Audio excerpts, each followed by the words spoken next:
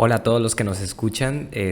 Voy a empezar a comenzar a hacer estos ejercicios, porque considero que es importante que en los temas que se necesite detallar, que se necesite profundizar, lo podamos hacer sin muchas restricciones de tiempo. Eh, Esto no significa, se va a seguir transmitiendo todo lo que se genera en distintos medios de comunicación, principalmente en la radio, pero me gustaría inaugurar este espacio precisamente para poder profundizar en los temas y a la gente que necesite y quiera pues acompañarnos, pues pueda hacerlo, ¿no? Con toda la libertad y la comodidad de poder pausar estas cosas cuando lo necesiten y poder retomarlo y analizar estos puntos, ¿no? Entonces, en ese sentido, me encantaría iniciar con este tema que yo creo que es muy importante, el tema de la industria eléctrica, el tema de la reforma eléctrica en particular, y me parece que es importante empezar con esto desde el entendimiento, desde la radiografía de la industria eléctrica per se, porque si no se hace desde la radiografía de esta industria eléctrica, pues se vuelve una batalla de eslogans, con poco pensamiento, con poca profundidad, y eso pues nos daña a todos como ciudadanía, ¿no? Entonces yo creo que la mejor forma de entender los cambios propuestos es entender la radiografía de lo que sucede en esta industria en particular, ¿no? Entonces yo creo que uno de los primeros errores que cometemos al tratar de entender especialmente temas económicos y a partir de ello generar políticas públicas, es pensar que todos los mercados son iguales, que las reglas se aplican sin distingo del mercado que vayamos a analizar.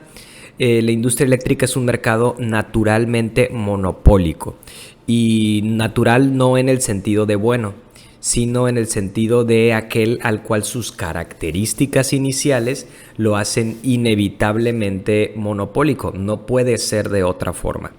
Producir la electricidad, ya adentrándonos en materia, producir la electricidad pues es el primer gran paso para consumirla, pero es solo un paso. Sin embargo, la parte más importante del proceso es la transmisión y distribución de la misma.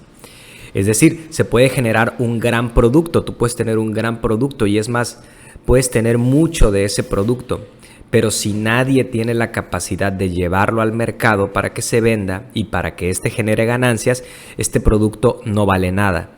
Es decir, quien controla la transmisión y la distribución, controla el mercado, porque es aquel que puede llevar y que puede comercializar ese gran producto.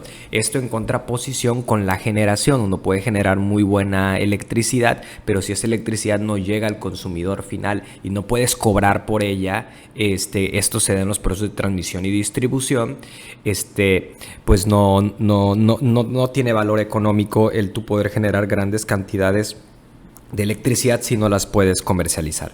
Entonces, en ese sentido, pues el gobierno de México, a través de la CFE, lleva más de 85 años construyendo, ampliando, reforzando y manteniendo la red eléctrica nacional. Y con todas las limitaciones que esto puede tener, es la única puerta al mercado eléctrico nacional. Es quien le lleva la electricidad a los consumidores finales, casas y empresas. Es decir, la CFE puede utilizar este poder de negociación para presionar por precios más bajos, a partir de la realidad de que si esos generadores de energía no venden su energía a la CFE, no se la venden a nadie. De nuevo, estos generadores de energía, si no pasan por la red de la CFE, ellos no pueden comercializar su energía. Por lo tanto, la CFE tiene un alto poder de negociación, puede decirles, sabes que necesito que bajen los precios, y ellos tendrán un punto límite en el cual ya no es posible bajar los precios, y ahí es donde se da ese margen, ese rango de la negociación. Sin embargo, pues la reforma del 2013 le quitó a la CFE la potestad de decidir a quién le podía comprar la energía. Se creó en el gobierno de Enrique Peña Nieto un organismo autónomo, el CENACE. Es importante comentar que el centro ya existía anteriormente dentro de la CFE y se encargaba de exactamente lo mismo, pero con la excepción que el gobierno y los procesos democráticos lo controlaban. Es decir, el gobierno controla la CFE controlaba al SENACE, y pues el gobierno pues elige mediante procesos electorales democráticos. Ahora que el organismo no se encuentra digamos en la CFE, sino se encuentra como un organismo autónomo, pues ya no se encuentra rindiéndole cuentas a la ciudadanía. Y responder, digamos, a otros intereses, pues se vuelve mucho más factible, más plausible, porque ya no responde a los intereses electorales del proceso democrático de la ciudadanía, ¿no? Entonces la CFE en el 2013 pues pierde el derecho de negociar con sus proveedores, ese derecho elemental que cualquier empresa normal tiene. La CFE no lo tiene, es decir, la CFE ahora no puede decidir a quién le compra la energía eléctrica que entra en su red, en la red que la misma CFE construyó durante 85 años y que todos nosotros construimos pagando nuestros recibos de luz mes a mes, como se tenían que pagar, o sea, con el plazo, tal periodo que se tenía que pagar. La CFE utilizaba esos recursos para ampliar, mantener tal la red, y ahora la CFE no puede decidir a quién le compra la energía. Esto, por poner una analogía, es como si uno pues tuviera una casa, digamos que de 2 pisos, y te dijeran, bueno, vas a vivir en la parte de arriba de tu casa, pero la parte de abajo la vamos a rentar para un restaurante, pero tú no vas a decidir a quién le rentas la parte de abajo de tu casa. Eso lo va a decidir, no sé, digamos, tu tío, tu hermano, tal, pero es tu casa, pero aunque tú no decidas sobre a quién se la rentas. Eso obviamente pues a nadie le hace sentido, y mucho menos le hace sentido a la CFE el perder el derecho a negociar con sus proveedores, que fue lo que se implementó en la reforma del 2013. Pero no fue lo único que la CFE perdió en aquel Pacto por México. Contrario a la exitosa estrategia de utilizar las economías de escala que poseen las grandes empresas y que se usan para reducir costos, y contrario a lo que las mayores empresas de energía del mundo se encontraban haciendo, es decir, se estaban fusionando las mayores empresas de energía del mundo, y tenemos casos pues muy fuertes como ExxonMobil, por ejemplo, Exxon una petrolera, Mobil otra petrolera, que deciden unificarse, y como eso hay muchos casos de empresas de energía que comenzaron a fusionarse porque sabían ellos que entre más grandes eran, más eficientes podían ser con el uso de los recursos.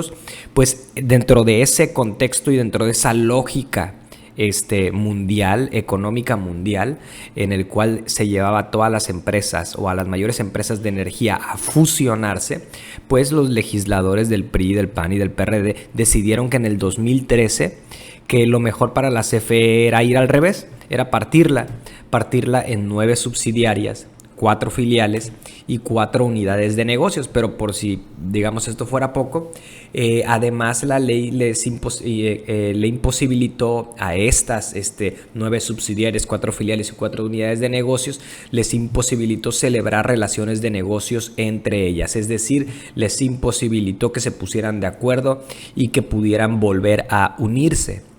El resultado de esta estrategia obviamente fue más costos administrativos, menos eficiencia operativa y por lo tanto mayores costos para generar la energía eléctrica.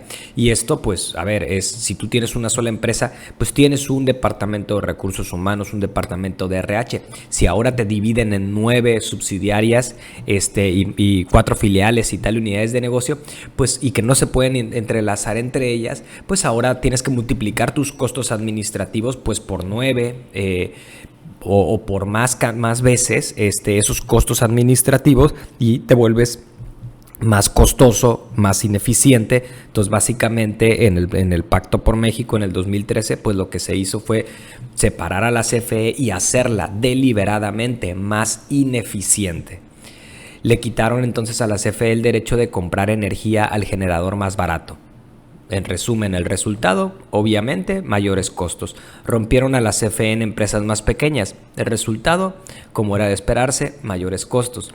Otra de las innovaciones impuestas en la reforma del 2013 fue la introducción de los contratos legados. es decir, contratos hasta por 20 años para suministrar energía a precio fijo. Entonces uno puede decir, bueno, acabo de firmar un contrato en el cual el precio es fijo durante 20 años, qué gran negocio, ¿no? Pero como ya vimos, la CFE tiene el poder para comprar siempre al precio más bajo, porque si no le venden los generadores de energía, no le venden a nadie. Entonces la CFE tiene siempre el poder para comprar más bajo. Por lo tanto, los precios siempre estarán lo más cercanos al costo real de generación, con márgenes de utilidad pequeños. La argumentación fue que de esta forma CFE iba a lograr tener precios más bajos gracias a estos contratos de duración de 20 años, tal. Pero ¿son realmente precios bajos o es que hicieron a la CFE deliberadamente más cara, como ya lo vimos anteriormente, ¿no? Entonces no tiene ningún sentido.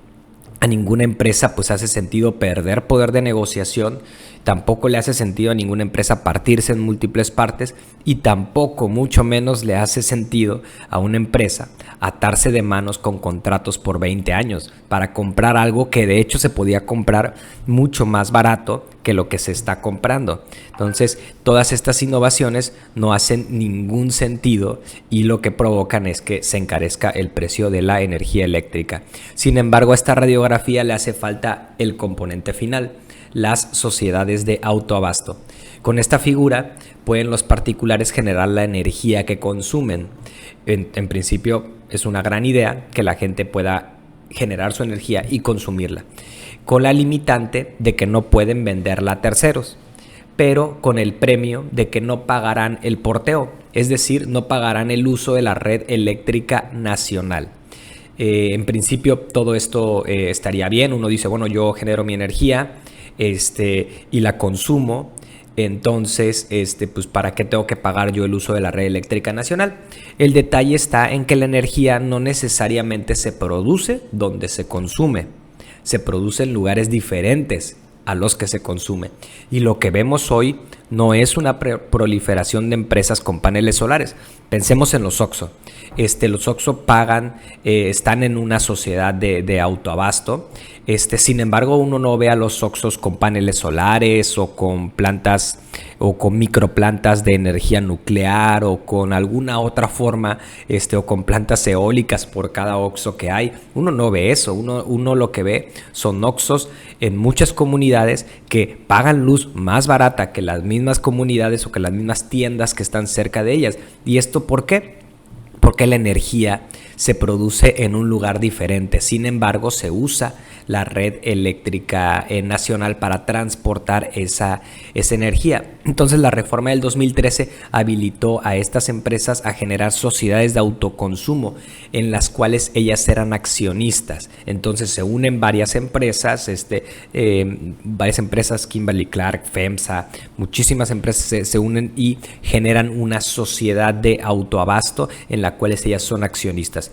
Entonces ellas u otras empresas pues pueden producir la energía eléctrica en algún lugar, como ya veíamos, y montarse en la red de la CFE sin pagar un solo peso por el traslado de su energía hasta sus sucursales. Es decir, si yo hago una central de generación de energía eléctrica en Sonora, por ejemplo, yo me monto en la red de la energía eléctrica, en la red de la CFE, y puedo alumbrar a mis sucursales y no tener que pagar por el porteo, no tener que pagar por el uso de esa red eléctrica, a pesar de que de hecho sí la estoy usando, ¿no? Entonces, por lo tanto, estas empresas terminan pagando menos por cada kilowatt consumido, no porque generen energía más barata, sino porque no se les cobra el costo de traslado y distribución de energía en todo el país. En resumen, la CFE se encuentra subsidiando selectivamente a las grandes empresas al mismo tiempo que subsidia a sus rivales en el mercado de generación de energía eléctrica. Y aquí me gustaría ser muy enfático. Se encuentra subsidiando selectivamente a las grandes empresas, y esto lo que provoca es una barrera de entrada gigante para las competencias. Por ejemplo, volviendo en el caso de OXXO. OXXO tiene como competencia a los tenderos, a las pequeñas negocios de abarrotes, los tiene como rival. Sin embargo, embargo, Oxxo paga menos por energía eléctrica que lo que pagan este tipo de empresarios, ¿no?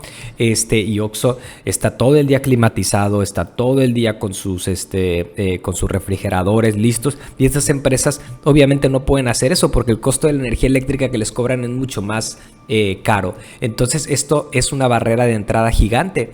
Entonces básicamente lo que está haciendo el gobierno al subsidiar selectivamente a las grandes empresas es evitar el desarrollo económico, es evitar el crecimiento económico, y es ampliar el margen, las barreras de entrada que tienen estas grandes empresas para que nadie compita contra ellas, ¿no?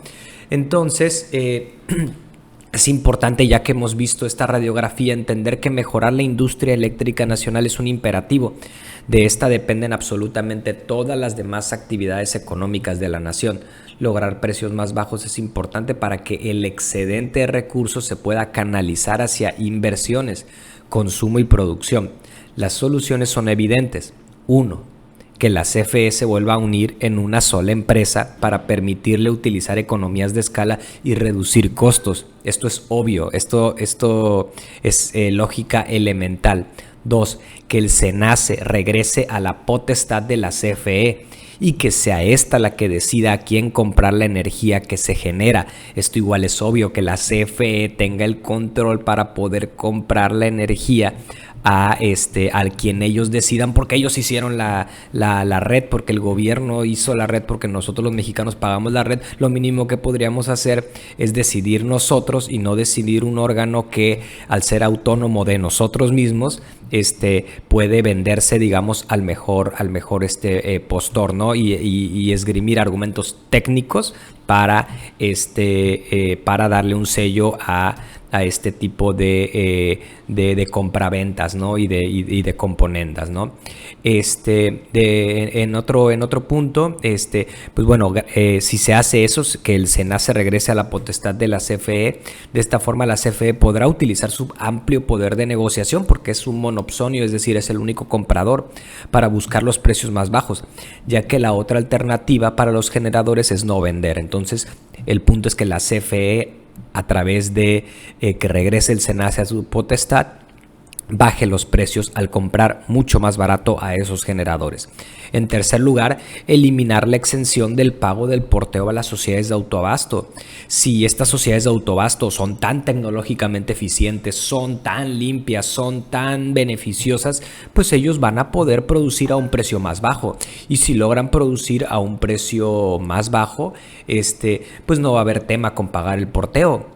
Porque habrán producido, serán tan eficientes que no habrá problema en pagar el porteo.